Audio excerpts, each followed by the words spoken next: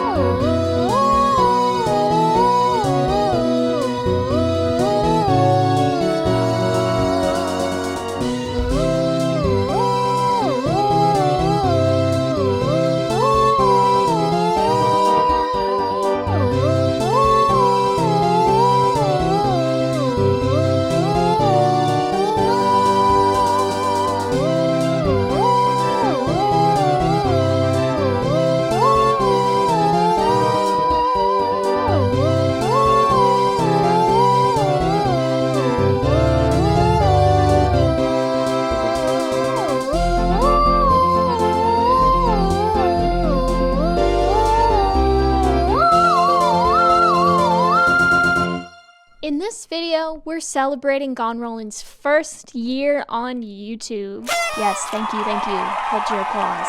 We're going over each of the cast members' favorite moments from their time on Gone Rollin', and stay on watch until the end of the video for a special announcement. It's important. Now, without further ado, roll the dice. Footage. I think my favorite moment actually is from the Snake campaign, the final wave. Specifically the moment when Sochi's dad died in front of her. That's such like a dark thing to bring up, but as I'm carrying like Metzli and she's running and like war is literally breaking out on this island and like everything's happening, we're running and all of a sudden I look over and I see Sochi's like dad and they're all getting like sliced and diced up by these machines. And then Sochi and her dad make eye contact and he looks at her and she looks at him and he looks at her and she looks at him and then he gets sliced into 3 pieces in front of her. And then he falls and then Sochi screams and then Metzli's on her back and she like pulls out a mushroom and is like, you want something to numb the pain? and then Sochi's like, yeah. And it worked, didn't it? It worked. What? Yeah. It's pretty banger. It's pretty banger. Metzli was like, we have places to be. Come on, girl. But my favorite moment as a DM, I know I did Do Not Steal, I love Do Not Steal, but Eye of the Storm, literally, I felt so proud of myself at the end of that one, because that was like I think my favorite time DMing like ever. So far, it's my top one out of that was right before the boss fight when I was Mother Iosu and I was going back and forth with Stuart as Aquila and we were going back and forth, not stumbling on words, just 2 people going back and forth about like their ideals and literally a hero and villain moment and it was so cool and I love doing Mother Iosu's voice. I tried to make her, she literally was an ex-adventurer. Like she is what happens when you gain too much power and you just have nothing else to do. So, joke answer, that one time that Stuart was opening a scroll with the one hand and we were all just staring at him like, what? And then none of us helping him, he was trying to open it with one hand. Hilarious. But real answer actually is the episode where Inigo was having that like time travel flashback to the attack on the Alex Grace. I didn't think it was going to be like a whole episode thing. I thought it was just going to be like a quick like, oh, this is weird. But then Bella started talking as Elena and I was like, oh, okay, that's kind of cool. Trevor got Bella to help. And then the other 2 joined in and I had this moment of like, they're all in on this. And y'all played them super well. I loved that. Thank you. It was a very fun episode. I fucking forgot his name, but I love doing this voice. Mace. I fucking love playing Mace. I was the jester. Like I actually loved all 3 of them, and I was actually mourning that they were dead. No. It was such a fun moment. I remember you were somewhere else, and Trevor was like, "All right, we're gonna like yeah." Like we were in the bathroom or something. He was like, "All right, here's what we're gonna do." Yeah. It was like whenever like we like our next session. y'all are going to be playing the characters. I'm so glad you kept it a secret from me because that was so fun. But don't tell Haven. It was great. It was so hard to keep it a secret from you. I gotta say, my favorite moment was when Kaislyn and Rosalie started that dance battle. It was so funny to me that, one, it wasn't the people you expected to do it, like, you know, the bard or The actress. Yeah. No, it's the two wizards. Also, I just loved, like, the mechanics of it, because it was so different than, like, normal, like, oh, you're trying to dance, you need to use, like, performance. Like, I like that we could use different things, and that it was actually, like, we could use spells, and we could, like, try different tactics to try to, like, outsmart them. Y'all really laid them out, too. Yeah. We did. It was very fun. And I'm glad that me and him had our own little dance battle at the end, and that it was so close. I won by Yeah, it one was point. Rosalie. Yeah, I'm not gonna lie, like, it was hard to pick which one I wanted to do. I loved the Amber Unrest, and, like, there's been so many cool moments in the main campaign, but I was like, nah, this one stuck in my brain specifically. You really get to see the dynamics between Rosalie and Kaislyn in that moment play out. Yeah. Oh, I will always say one of my favorite moments is how Rosalie reacted to introducing Kaislyn. Oh, yeah. I still feel so bad that I actually punched Stuart. Oh, yeah. I felt so bad. You saw us on the other side of the table going, whoa, oh. You okay? I couldn't tell how far my hand was from him. And so when I wheeled around and hit him, but I didn't know how close he actually was to me. And so it's just full-blown punch. He doesn't even remember. Yeah. Yeah, it was I really apologized funny. about it, and he was like, what are you talking about? I don't We know. had to go back and watch the episode with you, like, she punched you. I felt so bad.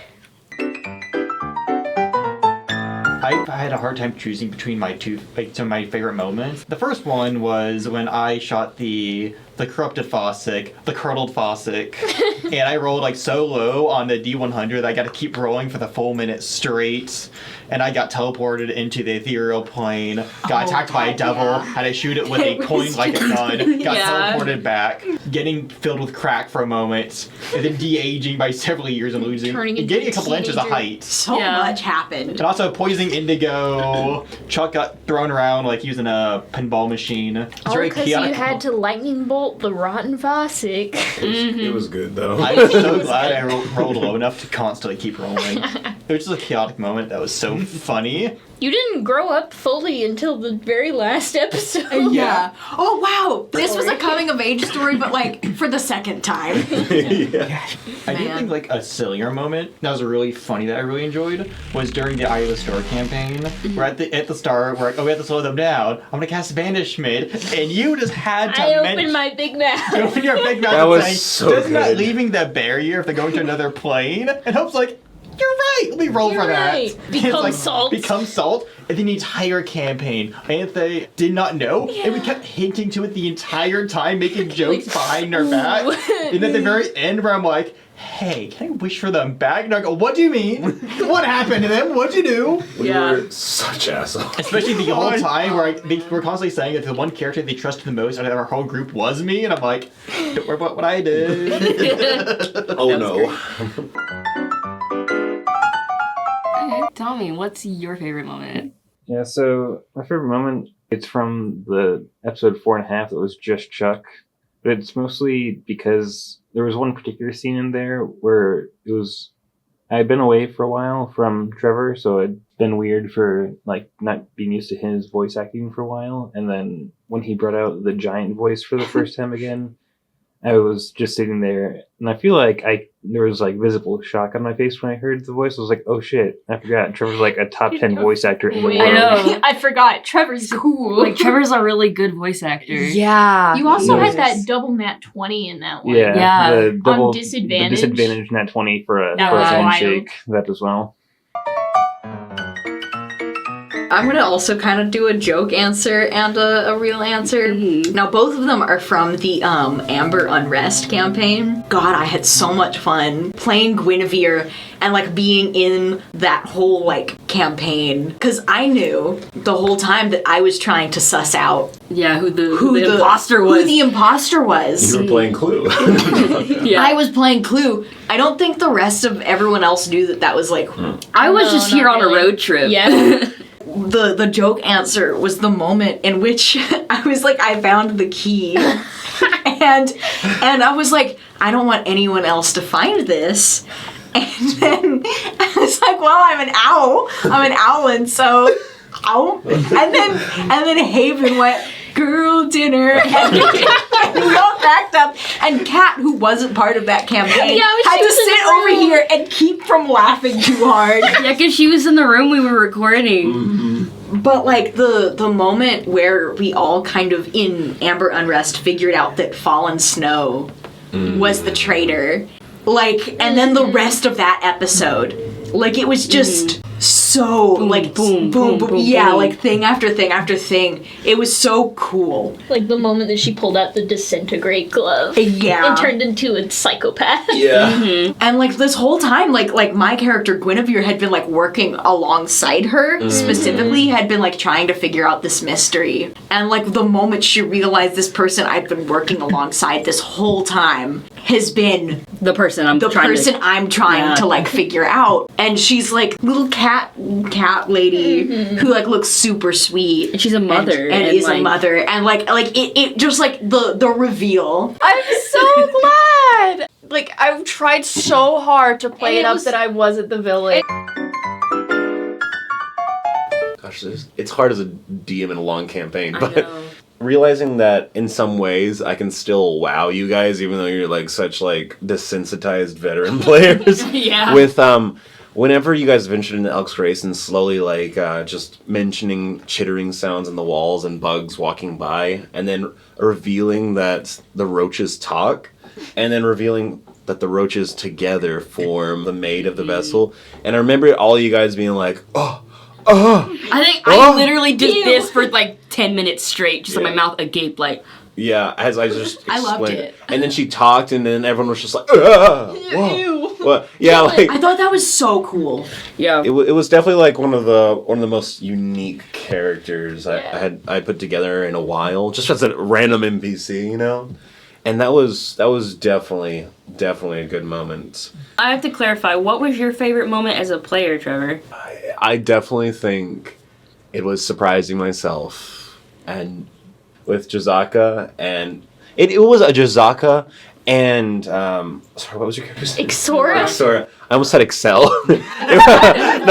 It was to be fair, it was a Jazaka and Excel character moment, because even Ixora, even though Ixora wasn't there, she was practically in his head, right? And like that was such a great, because I don't get to play characters often, right? And being like having a story set up for me, like help set the groundwork, and then me like putting it together, and maybe it was unintentional initially, that we realized later that emotional damage and trauma was like the it theme. actually kind of naturally developed. Like, oh, Ixora's probably been like manipulating Exactly him for a very right. long time. And in that last moment, like it was really weird, but role playing with the ash of Ixora and like trying to feel anything with this character that I was purposely trying to make like not emotionless, but like his emotions didn't function the way normal people's did, and then him just like throwing her away, using that last bit of basically coldness that he has to get rid of the one thing that would perpetuate that. You know, that was definitely as a character moment. Very good. I loved that Eye of the Storm ended up being a tale about the cycle of abuse. Like I like seriously, it was a very like heavy message of like this is what abuse can look like, and you like people don't deserve to live in this situation or that type of stuff. But I think that was really, really cool how it just happened like that. I think another player moment that I really liked, it was important to the story, but it becomes funny in Do Not Steal. It was when all the clues that we had acquired were leading us to our own conclusion that we just had to look at the size of people's bulges to discover who was the real criminal. I just remember like my character's like high off his ass and trying to get like everyone to stay in line. Men, And line up. he's like, well, do I just like start looking at their dicks? I had to, as a DM, decide what all these men's like what size they were, and I was like behind the screen rolling, and I was like. So Daniel, what's your favorite moment? Probably the moment when Ayotl went down into his secret lair and did all the things where he turned the clanks and Did the thing to push the button and then turned the entire city into a kind of defense mechanism, turned on all his turrets, surprised everybody with all the work he really did to keep everyone safe. That was pretty cool. It was a very cool moment, just everything happening at once. Yeah, everything happening at once, because literally war broke out. Mm-hmm. And then, like, the alarms and the turrets Ayotl was like, haha, nobody took me seriously. And then, newsflash, it actually helped a lot. It helped a lot of people escape, too. Yeah, yeah. It was their final defense. So, John, what's your favorite moment?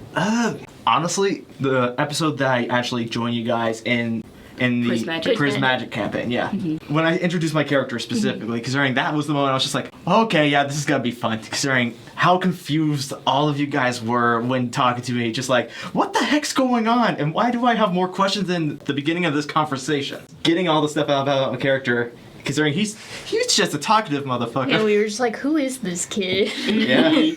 Especially since I didn't even know why the gnolls were after me at all, and all of you were just like, you gotta know why they're after me. I'm just like, You need to show a little more concern for this situation. Mm-hmm. I'd say that's like my favorite part, because that's also when I realized, yeah, no, I'm doing this with you guys. This was gonna be fun. Kat, tell me about your favorite moment from Gone Rollin'. Oh my gosh. Okay, my personal favorite moment from Gone Rollin' is when Ianthe is meeting her family for the last time, and she knows that it's all about to go down and that she's never seeing them again and that she has to make some really harsh decisions. And in the final embrace with her parents, she just breaks down crying. And on screen, it's just me, Hope, and Bella, but Stuart is actually off screen just watching us do this play out. And as I'm, crying as Ianthe, I'm just seeing everyone else's reactions. Mm-hmm. And I was like, oh, I'm killing it. I loved that episode. You did kill it. You did kill it. The theater kid within me was just so thriving. I forgot Stuart was in the room when y'all were doing that. I wish we had a camera on him. I know, his face was so good. I had to like hide. I was basically on the floor with my Game Boy at the time to kind of chill in there. Game Boy. Welcome back to my living room. Now, on a more serious note, with the conclusion of our series of Prismagic and the final wave, Gone Rollin' is going to be taking a short hiatus in order for us to regroup, sort of reevaluate. Make sure you stick around because we will have announcements coming out on sort of timetables as we figure them out. Don't go anywhere. And that's all for this video. We'll see you guys later. But remember, no matter the outcome, always let the dice roll.